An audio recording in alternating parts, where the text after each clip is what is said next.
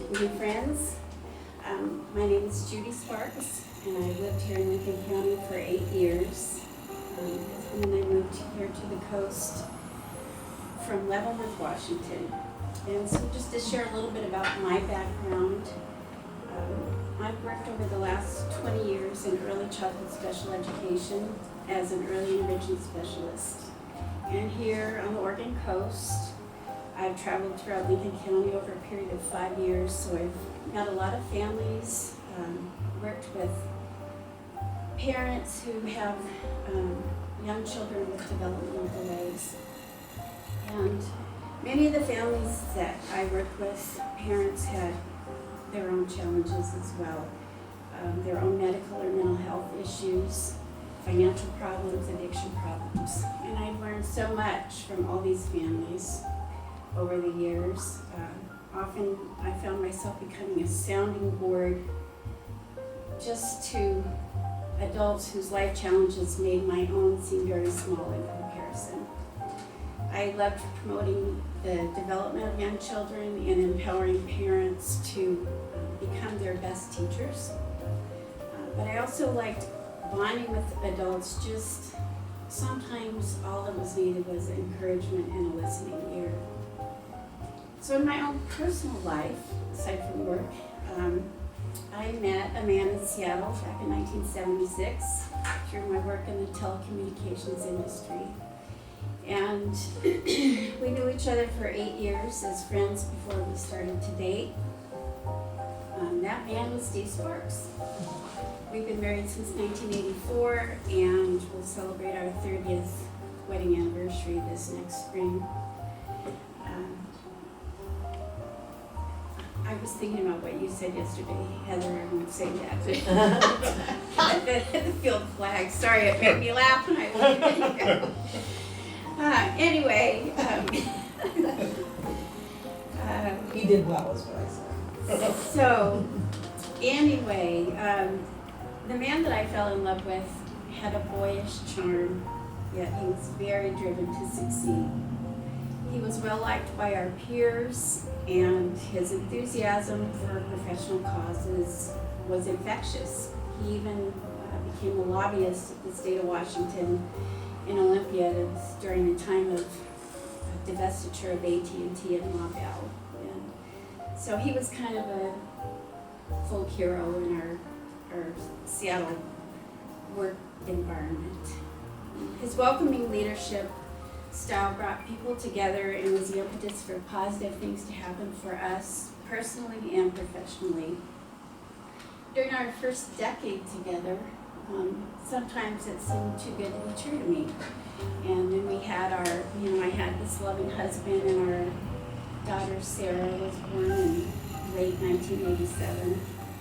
And Steve's older daughters, Deanna and Bianca, they added to our new family, and we tried to spend time together with all the girls. We weren't always successful in creating one big happy family, but our hearts were in it all the way. As the girls grew up, and as we grew older, our life challenges began to look different. Steve's work was very demanding. He did lots of traveling. The stress took its toll on him physically. And he had polio as a young child, so the aging stress combined with post-polio symptoms caused a lot of mobility issues. So he ended up having 8 different surgeries over a span of a few years. So now he's able to walk and hike and do all the, enjoy all the outdoor things that we love so much. That's the good news. In the process of recovering from all those surgeries, though, and dealing with physical pain,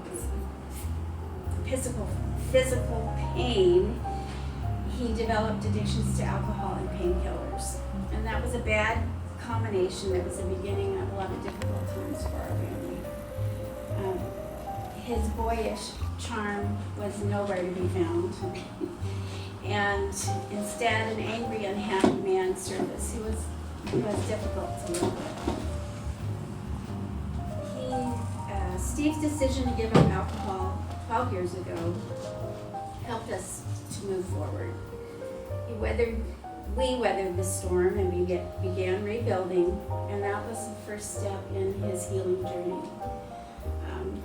Little did we know at the time that that was only the beginning of the journey. With each phase of our life together, we continue to face new challenges as life happens, like it does for all of us. And by no means do we have the perfect family, but now we have a family that's doing more than just surviving, we're thriving. Since 2011, when Steve began researching and writing about his post-World War II military family history, our family's gone through significant changes. That turning point heightened our awareness of his own struggles with complex PTSD. Initially, I was not comfortable with sharing any of the details. I'm a very private person, and what started out to be a story for the grandkids developed into a book, and I had to really step back and be able to embrace the process. Some of our family members have distanced themselves from the process of revealing and releasing emotional pain because it's not an easy thing to do.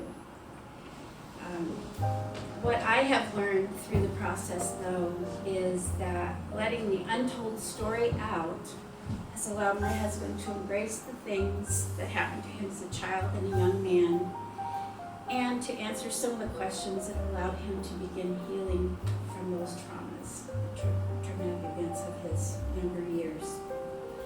So watching my husband, who in the past has been a very anxious guy, I'm sure most of you may have already seen him anxious currently, but used to be very anxious. He has a much more peaceful and happy existence, and that's been a life-changing journey for me and for some of our family members.